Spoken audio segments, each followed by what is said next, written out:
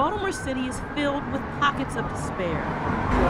But if you look around, you'll see spaces filled with hope, like this after-school arts program on Pennsylvania Avenue, where children can learn and breathe and enjoy nature.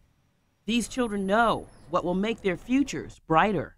Make sure police officers are doing their job and protecting Baltimore. Make school better.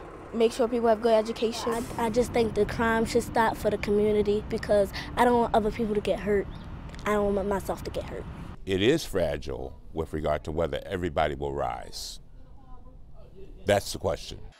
In a CVS destroyed and rebuilt in less than a year, Congressman Elijah Cummings shared his concerns about the city's future. He lives in West Baltimore and was in the trenches last April.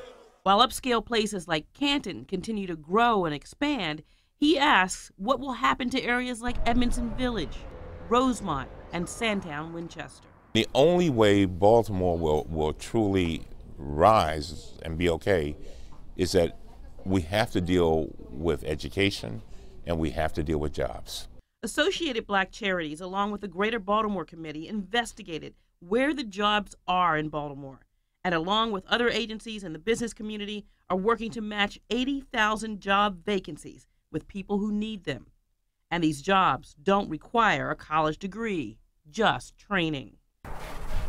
In Sandtown, Winchester, there are people who have learned to stop waiting. Kareem Jones needed a job, so he created one with Kareem's Grill on Monroe Street. Got to take the step. You got to want more and go for it. And Robin Moore isn't waiting either. He calls himself a value creator. He sells some of the cookies he makes to Kareem's Grill and elsewhere in the city.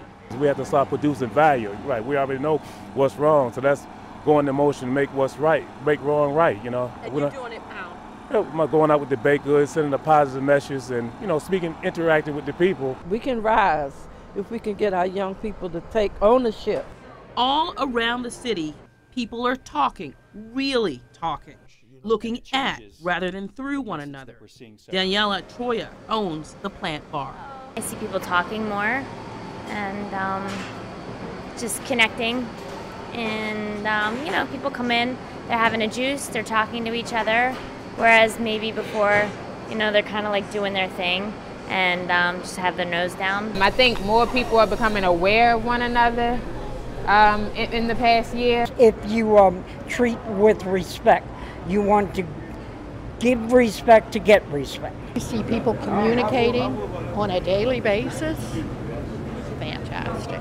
And we have to have honest conversations with each other. Neighbors are creating beauty to replace blight.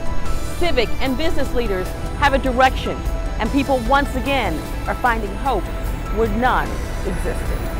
Baltimore is rising.